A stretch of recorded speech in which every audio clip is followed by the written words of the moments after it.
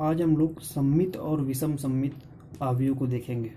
ठीक है, कि सममित अवयव और विषम सममित अवयव क्या होता है। ठीक है, तो आइए शुरू करते हैं। सबसे पहले सममित अवयव देखते हैं। ठीक है, सममित अवयव।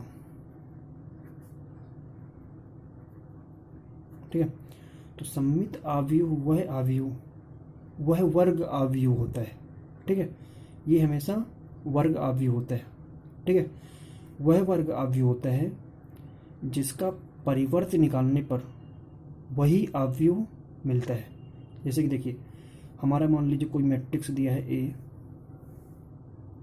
ठीक है, हमको कोई एक मैट्रिक्स दिया है 1 4 3 4 0 2 और 3 2 -1। ये 3×3 का मैट्रिक्स है, इसलिए ये वर्ग अवयव है। ठीक है, जितने रो उतने कॉलम, तो ये वर्ग अवयव है। यदि हम इसका ट्रांसपोज निकालें, मतलब परिवर्त ए डैश। ठीक है, तो जो ए डैश निकलेगा, है ना, जो ए डैश निकलेगा उसको कैसे निकालते हैं, रो को कॉलम और कॉलम को रो बना के। ठीक है, तो ये हो गया 1। अभी हमारा क्या है, ये 1 हो गया।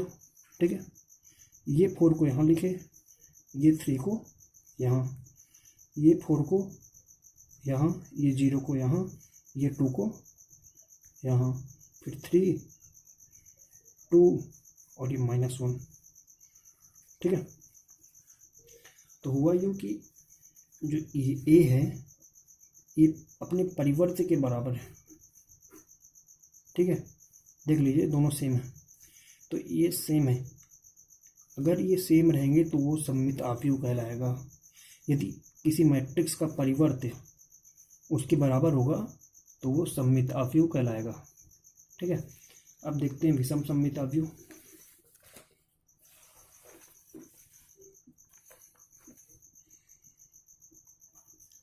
विषम सममित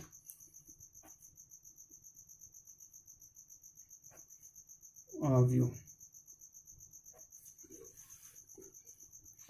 तो विषम सममित अवयव वह वर्ग अवयव होता है जिसका ट्रांसपोज या परिवर्त निकालने पर उसी अवयव का ऋणात्मक मान के बराबर होता है।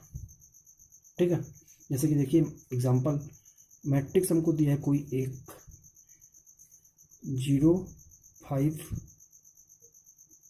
0 -5 और 2, और इधर 5 0 -3 -2 3 0। ये मान लीजिए कोई मैट्रिक्स दिया है वर्ग अवयव। ठीक है, 3×3 का। अब इसका हम ट्रांसपोज निकालें, मतलब परिवर्त।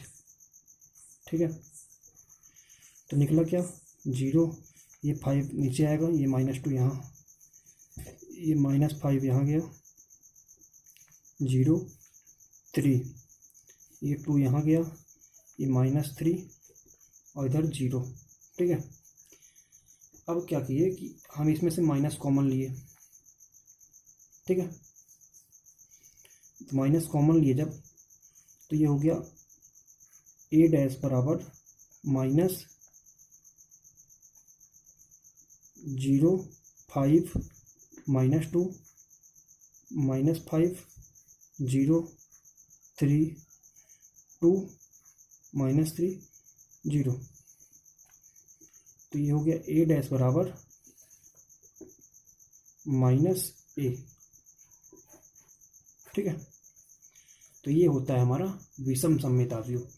ये ए इस -a के इक्वल होगा, वही हमारा विषम सममित अवयव है। तो इसको इस प्रकार भी लिख सकते हैं हम, क्योंकि a बराबर -a डैश। इस प्रकार a जो है वो विषम सममित अवयव हो गया। ठीक है, धन्यवाद।